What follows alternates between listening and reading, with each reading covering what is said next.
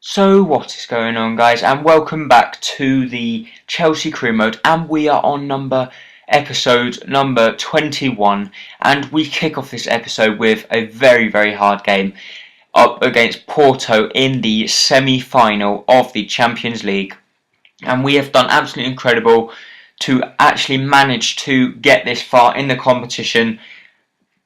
At the start, we actually did struggle in the group stages. But ever since that, we've just played magnificently throughout this tournament. Oxlade-Chamberlain here plays it to Muriel. Muriel cuts back inside on his favourite right foot. Muriel with his right foot. Boom! Bah! 4 minutes had gone, and Luis Muriel had already got his 18th goal in all competitions, and that could turn out to be a very important goal for me. And that was just a dream script that I could have had, was to score a goal in the 4th minute, and what a goal it was as well. The Porto did then go and press on, and they put a lovely ball in the box there through Rodriguez, but unfortunately for me, he does put it wide, and we do manage to regain possession of the ball. So, Porto do have some very good players, but let me just have a minute of silence. There you go. Muriel with his weak foot this time, just showing that he has not got a weak foot. And with another wonderful goal from Luis Muriel, and Luis Muriel pretty much has won me this first leg of the semi-final. But let's not speak too soon. There's only 19 minutes gone, but we did then press on through the Oxlade-Chamberlain plays a lovely ball to Neymar, and what a volley there in the 42nd minute. And Neymar there with 24 goals in all competitions. Neymar and Muriel are just two strike partners. They're just incredible. But what I'd like to say is that Porto have got one incredible side. If you actually look at their side, they've got João Moutinho, Jackson Martinez, Rodriguez. João Moutinho is actually one player that I was really looking at buying, and I still might buy him. But Muriel then gets the ball game, plays a nice ball out to Hazard. Hazard first touch, but what a save from Hilton there to deny us from getting our fourth goal of the game. But Zuma does get up, and unfortunately the ball does go out for a goal kick. We do then make some substitutions. We decide to take Boateng off, we bring Lalkovic on, and we also bring Demba Ba on, so our two striking partners were off the pitch, because we did have a very hard game up against Liverpool. And one thing that I hope that they do fix for FIFA 14 is going to be the calendar, because I played this game against Porto, and then I have a game straight after against Liverpool, the day after, so I'm pretty much stuffed. So I hope they'll be fixing that for FIFA 14. But anyway, Marin here plays a absolutely delightful ball over the top to Hazard. Eden Hazard gets through. Can he keep his cool? Yes, he can. Slots it into the back of the net. 90th minute. 4-0 up in the semi-final of the first leg of the semi-final. We were absolutely ecstatic. It looked like we had got about 80% of the journey to the final through, and hopefully it looked like we might be getting to the final of the Champions League, and that was then how the game actually finished. 4-0 away from home at Porto. Oxlade-Chamberlain 9.9 rating, man of the match, absolutely genius. Muriel with a 9.8 rating as well. This is just, I was gobsmacked, to be honest. As you see there, we do have a very close game against Liverpool, and then we have a 2-game rest, and then we have the second leg against Porto. So, the Premiership, it looked like we were going to finish in the Champions League spot anyway, but we did have a hard game up against Liverpool here, and as you see there, we did have to make some substitutions. We had to bring Azpilicueta on. We also decided that we had to play Ryan Bertrand, and we also, at the centre defensive mid, we started changing up the team, and it didn't look like it was that promising, to be honest, because going into this game against Liverpool wasn't going to be easy, but especially without our main men on the pitch was going to be even harder. But luckily I took Neymar and Muriel off, so they were both fit enough to start this game. I did go with them too, even though they weren't 100% fit, but I believe that they were fit enough. And Malouda was actually playing against his old club, because I sold Malouda to them. But Coutinho here with a lovely ball through, but I thought that was a back pass, but obviously not. Check here with some very poor, I suppose it was a good throw, but we do then lose the ball there. They do come straight on the attack. Jared to Sturridge. Sturridge plays a lovely ball out to Malouda. Malouda leaves my player for dead. And unfortunately, that creeped into the back of the net there through Joe Allen, which put them 1-0 up just before half time.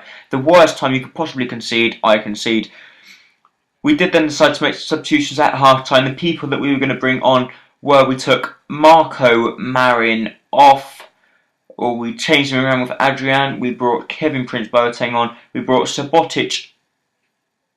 No, we didn't. Yeah, we did. We brought Subotic on in the heart defence because there seems to be holes in the heart defence. But Muriel here does actually. I decided to change him because I just had to be honest. But Moses here unfortunately loses possession, and we lose possession. They go straight up the pitch with Malouda. Malouda here sprints past Azpilicueta. It was Subotic had to come across and try and do something. But look how lucky this is from Malouda. He has a shot there, it comes off my player, has another shot, it comes off mine, and they give it to Malouda. I cannot believe that that was actually Malouda's goal. If anything, it was an own goal, but it was just complete shambles in the box. And we paid for it. And the way it was going, it looked like we were going to be losing this game. And they do go through again, Peter Cech making a very good save, and another very good save. And we do manage to clear it off the line. Malouda then puts it wide. We did then decide we had to at least try and get something, so Neymar went upfield. Neymar cuts back inside, cuts back onto his unfavoured left foot.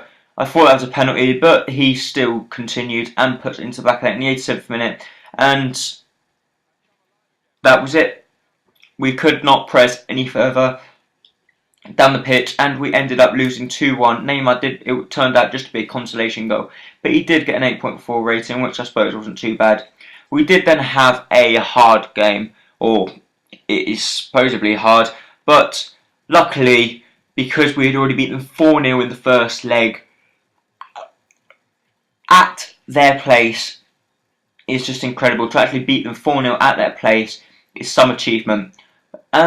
We did actually play a weakened side. Demba Ba and Laukovic were both up front in this game.